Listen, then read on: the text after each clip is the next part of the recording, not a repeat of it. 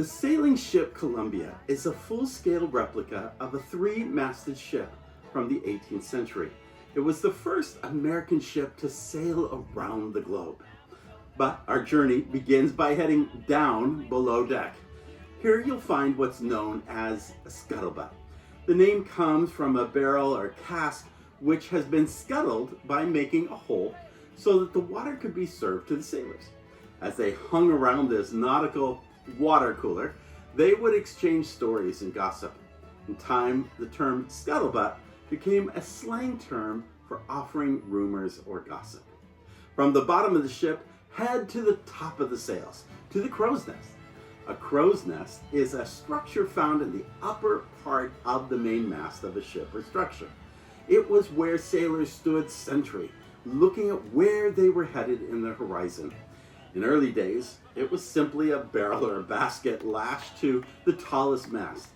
Later, it became a specifically designed platform with a protective railing. Until radar, it was the best way to spot land ahead. In fact, it was a sailor in the crow's nest, Rodrigo de Triana, rather than Christopher Columbus, who physically first spotted land in the Americas. Why is it called a crow's nest instead of a dove's nest or a pigeon's nest? A crow was often carried on board in cages near the lookout point on a ship to help the navigator determine where the closest land lay. You've probably heard the term "as the crow flies."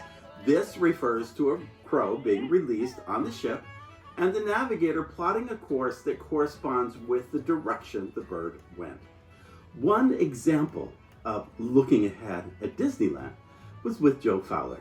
When Walt wanted the ships sailing around the rivers of America, Fowler had the forethought to know that a dry dock would be needed to support occasional ship repairs. Walt wasn't happy about the cost, but he trusted Fowler in his thinking and approved the dry dock. Walt's only insistence was that it be named after Joe Fowler's harbor and that an accompanying snack shack nearby be named after Fowler's wife. Well, there's some souvenirs for your organization from this example. First, are we providing leadership from the crow's nest or scuttlebutt from below? Second, how are we looking out for new possibilities, for new horizons, or are we looking simply for what's going wrong?